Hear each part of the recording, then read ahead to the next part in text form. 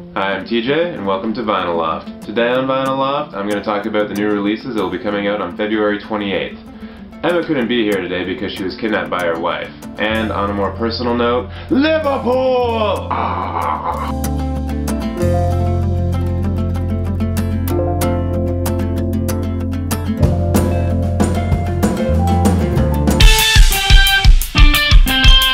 The first album that we're going to be looking at is School of Seven Bells' Ghostory, which will be released on Vagrant Records in the US, and internationally it will be released on Ghostly.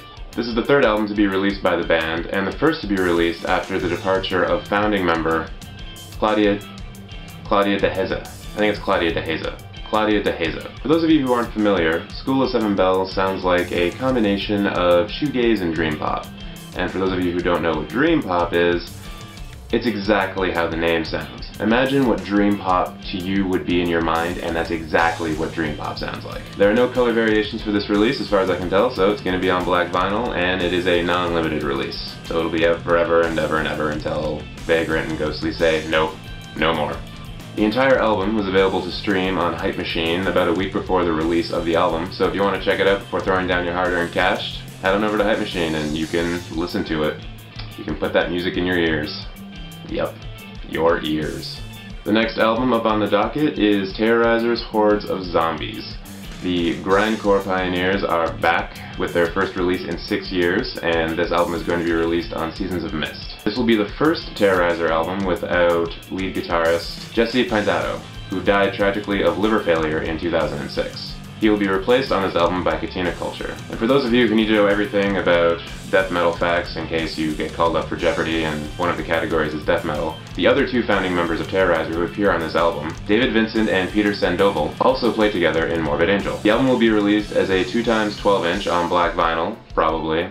As far as I can tell, it's not a limited release. Album number 3 that we're going to be looking at today is by a band called Memoryhouse, and the album is called Slideshow Effect, and it will be released on Sub Pop. This is Memoryhouse's first full-length LP, and it follows on the footsteps of the Years EP, which they released in 2010 on Arcade Sounds Records, and was then subsequently remixed, remastered, and repressed by Sub Pop in 2011. The group initially started as a multimedia project back in 2008. Sub Pop's website now describes the band as one in transition from a bedroom recording project to a fully realized band. The band half-seriously describes the album as some sort of weird combination between Taylor Swift and Built to Spill.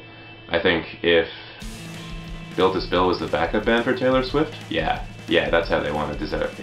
Yeah. The album will be available on black vinyl, and it is a non-limited release. The last album we're going to be talking about today is by Disappears, and the album is called Pre-Language, and it will be released on Cranky Records. This is the third full-length release from the band, and it is the third time that their full-length release has been released on Cranky, so they're happy bedfellows, I think. Also of note, this is the first release by the band that features ex-Sonic Youth drummer Steve Shelley. They do a mixture of shoegaze and garage rock.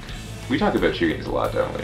Everyone's doing shoegaze. It's weird, but it's good. I like it. Cranky's website describes the album as, and I quote, "A full-bore assault from the opening track to the last, as Disappears attack these new songs with their usual relentless determination." Now I just want to emphasize that this is an album rooted in shoegaze, and that description makes it sound like some kind of punk record or like garage rock in the vein of Ty Segall.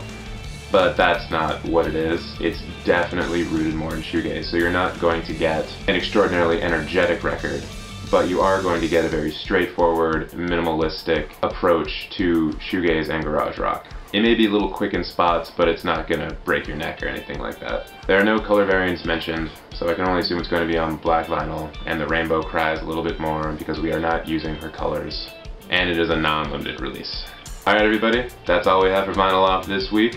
Of course, more albums are being released than just the 4 I mentioned. You can check out the more complete list of what's coming out on the 28th on our website, which is vinylloft.tumblr.com. Of course, this isn't a fully complete list, so if you know of one that's coming out and it's not on our list, please let me know in the comments or on Facebook or on Twitter, and we will definitely add it on there. We want to have a complete list, you know? Don't forget to follow us on Twitter. I am at TJTheMute. My lovely kidnapped co-host is at I'mAGene, and you can follow the show at Vinyl Loft. You can also follow us on Tumblr, subscribe to us on YouTube, And you can like us on Facebook. Like us on Facebook. Alright guys, that's it for the show. Hope you have a good Monday. Make sure to come back on Thursday when Emma and I will be talking about our vinyl picks of the week. And as soon as the credits start rolling, you are exactly 53 days away from Record Store Day.